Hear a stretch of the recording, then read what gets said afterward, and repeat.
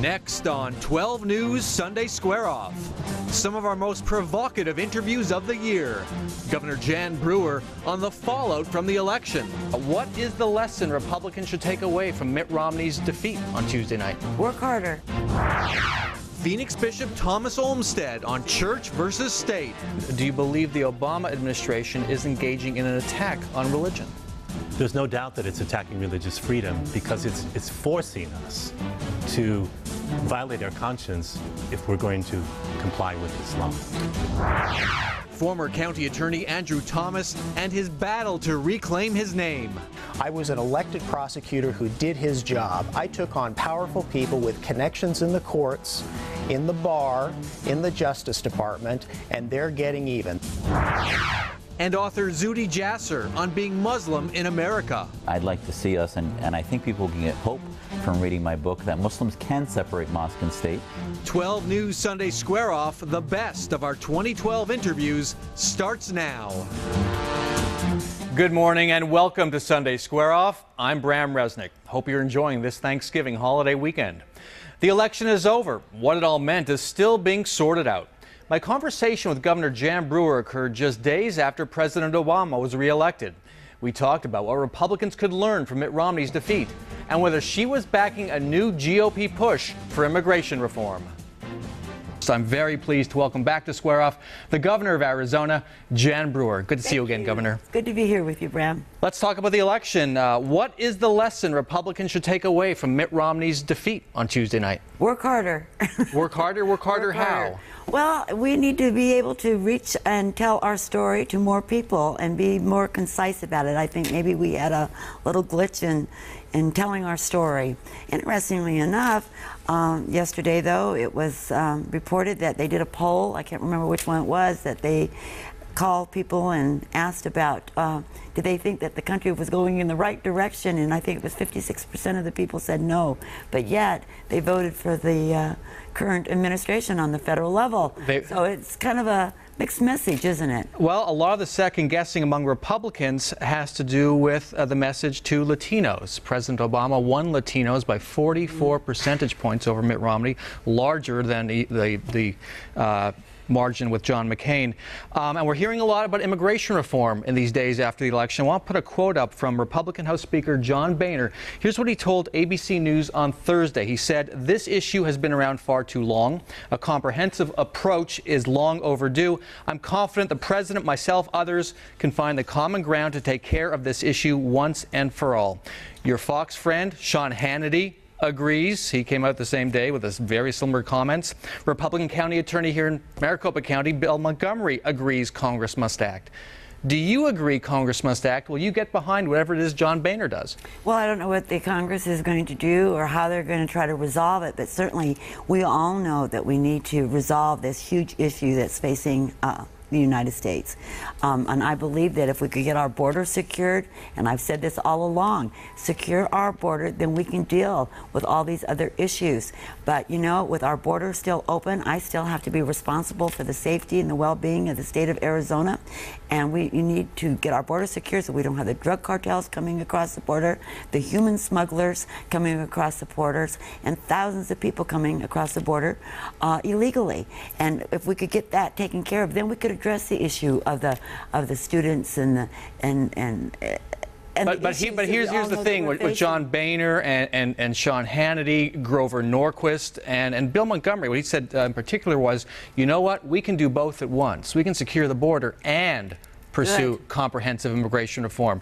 Good. Is that something you're on with? Because it sounds like you're just a secure the border first. Well, your stance is secure the border first, then we'll see. Well, which way you can go here? Whatever works. If we can do both at the same time, I'm fine and dandy with that. But we cannot resolve these kinds of issues today and then have the problem still existing going forward. So, you know, they can secure the borders in Texas. They've secured the borders in California. Yuma is secure. But we have a Tucson section here, which is a huge, huge problem, not only for Arizona, but for America. So again, these national Republicans and even here in the county are ready to move forward with immigration reform, and I would assume at the same time pursue a secure border. Are you willing to do that, yes or no? Yes, You are. of course. I think Okay. everybody's on board. The bottom line, we need our borders secured. Okay. How much do you think Arizona has contributed to national Republicans' problems with Latinos, given SB 1070, Sheriff Joe Arpaio, who is a national figure, very divisive figure nationally? How much do you think Arizona has contributed to the national GOP's problems? You know, it's hard to gauge that, but I think more than that, I think the Democrats have been more responsible because they keep wanting to make this a race issue. They keep using the race card, that we are racist and we are bigots because we want our borders secure, because we are the recipient of a lot of the crime that happens and the costs that it takes. Do you think this is all the Democrats doing, has nothing to do with anything Republicans have done or said? President Obama, There's certainly a 44-point difference. For the last 4 years, they've had 4 years to get our borders secured, and they refuse to do it. But yet we know they can. We know that they can secure the borders. Why won't they secure the border? Because they wanted that out there, because they knew they could turn it into an issue of all about racism. So SB 1070 and Sheriff Joe Arpaio's divisiveness have nothing to do with the national Republicans' problem with Latinos. Senate Bill 1070 simply mirrors federal law, and we believe in the rule of law. We think that any American citizen would believe in the rule of law. That's why we're the country that we are. Okay, let's move on to the elections. The election was 6 days ago. As we sit here, I believe about 100,000 ballots plus left to be counted. You're a former Secretary of State. You oversaw elections for 6 years or so. What went wrong on Tuesday? Well, you know, not being Secretary of State or not being at the county level, I don't know exactly what did go wrong. Obviously, there was a lot of provisional ballots cast, but, you know, maybe that's a good thing, because we want to make sure that everybody's vote does count and they have that ability to come to the polls if, in fact, they showed up at the wrong polling place or there's some glitch there. But that'll all be resolved. Unfortunately for us here waiting, and for elected people that are waiting to see if they're really in office or out of office, it's very, very difficult. But I'm glad that they're doing due diligence and doing it the right way. And finally, on the election subject of the elections, you tried to fire the head of the Independent Redistricting Commission. The Supreme Court said you couldn't do that.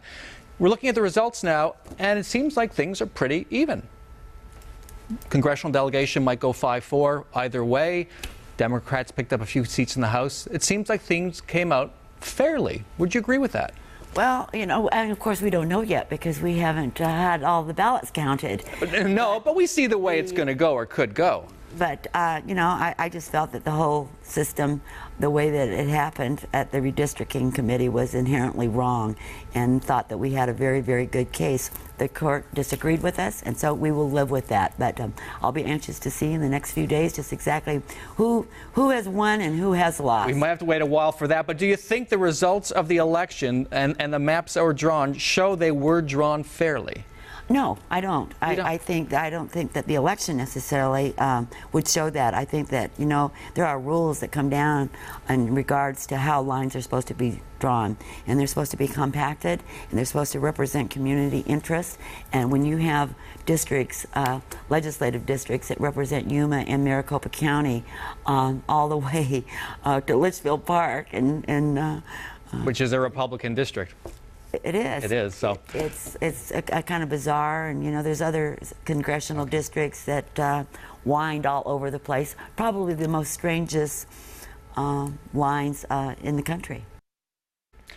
last week, a federal judge in Phoenix gave the go-ahead to a lawsuit filed by Republican voters against the Redistricting Commission. The outcome of that trial could affect the 2014 election.